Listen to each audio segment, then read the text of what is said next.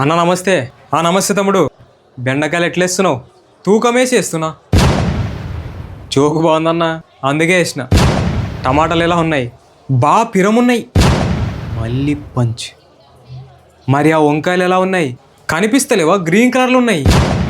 మళ్ళీ పంచ్. ఏందన్నా ఈరోజు ఫుల్ జోష్ మీద ఉన్నావు?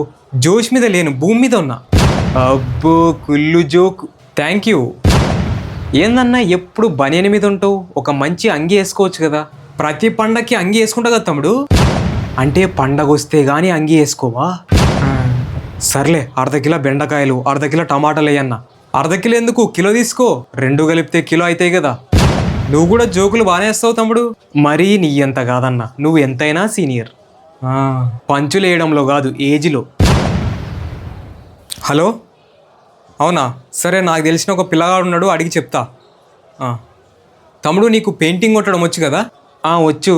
అదే మన ఊరి వాటర్ ట్యాంక్కి పెయింటింగ్ కొట్టడానికి ఒకరు కావాలంటా. నువ్వు నేనా?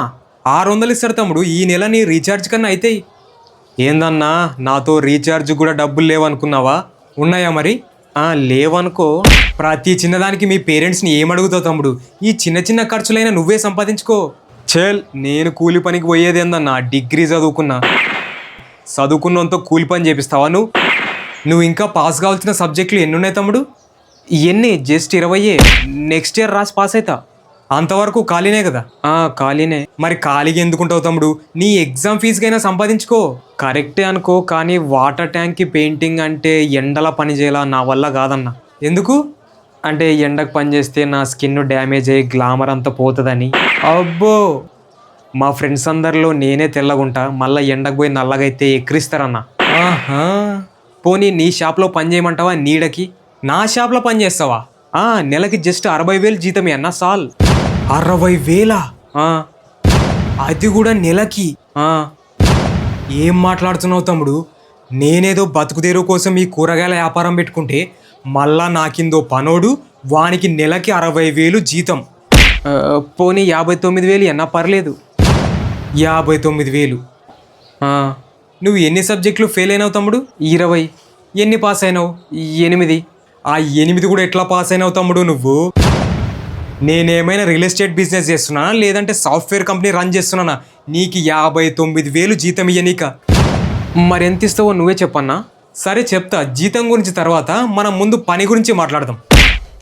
నేను నిన్ను సింపుల్గా కొన్ని క్వశ్చన్లు అడుగుతా, నువ్వు వాటికి కరెక్ట్గా సమాధానం చెప్తే నువ్వు నా షాప్లో పని చేయొచ్చు. జీతం గురించి తర్వాత మాట్లాడదాం, సరేనా? ఇంటర్వ్యూనా? అలాంటిదే. అయితే ఇంటికి పోయి స్నానం చేసి మంచి బట్టలు వేసుకొని వస్తా. తమ్ముడు ఆగు. ఇదేం సాఫ్ట్వేర్ ఇంటర్వ్యూ కాదు, కూరగాయల ఇంటర్వ్యూ. నువ్వు అంత రెడీ కావాల్సిన అవసరం లేదు. నువ్వు సింపుల్గా నీకు తెలిసిన ఆన్సర్లు చెప్పు చాలు. సరే అడుగన్నా. సరే, ఇప్పుడు ఒక కస్టమర్ వచ్చి కూరగాయలు అన్నీ తీసుకొని డబ్బులు ఇచ్చేటప్పుడు ఒక 10 రూపాయలు తక్కువ ఉన్నాయి, నేను మళ్ళీ వచ్చినప్పుడు ఇస్తా అని అంటే నువ్వేం చెప్తావు? ఎవడివిరా నువ్వు? ఎవడికి పుట్టావురా నువ్వు? మళ్ళా వచ్చి ఇస్తా అంటావేంది? నువ్వు మళ్ళా నా షాప్కి వస్తావని ఏందిరా గ్యారంటీ? ఆ కూరగాయలు అక్కడనే పెట్టి ఇంటికి పోయి 10 రూపాయలు తీసుకొని రాపో అని చెప్తా అన్నా. అంతే కదా? 10 రూపాయలకి అంత గొడవ పడతావా తమ్ముడు? డబ్బులు ఎవరికి ఊరికే రావన్నా, కస్టమర్స్ కూడా ఊరికే రారు. మరి ఇంకేం చేయాలా? 10 రూపాయలు తక్కువ ఉన్నాయి, మళ్ళీ వచ్చినప్పుడు ఇస్తా అంటే పర్లేదండి, మీరు కూరగాయలు తీసుకెళ్ళండి, మీరు ఖచ్చితంగా ఇస్తారండి, ఒకవేళ నేను మర్చిపోయినా మీరే గుర్తుపెట్టుకుని ఆ డబ్బులు నాకు ఇస్తారండి, మీరు ఇప్పుడు కూరగాయలు తీసుకెళ్ళండి అని చెప్పాలా? ఓ సరే, కస్టమర్స్తో చాలా ప్రేమగా మాట్లాడాలి తమ్ముడు. సర్లేనా, అట్లనే చెప్తా. Next question. సరే, కొందరు కస్టమర్స్ మన దగ్గర ఉన్న ప్రతి కూరగాయనే పేర్లు పెడతారు. ఆ బెండకాయలు ఎందుకు ముదిరిపోయినాయి, ఈ కొత్తిమీర ఎందుకు వాడిపోయింది, ఆ వంకాయలు ఎందుకు పుచ్చిపోయినాయి అని అంటారు. వాళ్ళకేం చెప్తావు? నీకేం వంకాయ తెలుసా? కూరగాయలు అన్నాక వాడిపోతాయి, మరి అవేమన్నా రాళ్ళా ఎట్ట పెట్టినట్టు అట్టే ఉండనీకే? నువ్వు వ్యాపారం చేస్తే తెలుస్తుంది. ఊక అవి బాలేవు ఇవి బాలేవు అంటావు. తీసుకుంటే తీసుకో, లేకపోతే లేదు అని చెప్తా అన్నా. అంతే, అయిపోయింది. ఇంకా నిన్నుగాన నాతో పనిలో పెట్టుకుంటే నన్ను ఈ ఊరు నుంచి వెళ్ళగొడతారు. ఏమైందన్నా? కరెక్టే చెప్పినా కదా? కరెక్టే తమ్ముడు, నువ్వు చెప్పిందంతా కరెక్టే. మా మనసులో కూడా అలా చెప్పాలనే ఉంటుంది, కానీ అట్లా మనసులో ఉండేదల్లా బయటికి చెప్పుకుంటా పోతే ఈ వ్యాపారాలు చేయలేం. నువ్వు ఇంటికి వెళ్ళు తమ్ముడు, నువ్వు ఇంటికి వెళ్ళు. ఇదిగో నీ టమాటాలు బెండకాయలు తీసుకో, ఇంటికి వెళ్ళు. వెళ్ళు తమ్ముడు, వెళ్ళు. వామ్మో, ఇంత వైలెంట్గా ఉండడేంద్ర వీడు.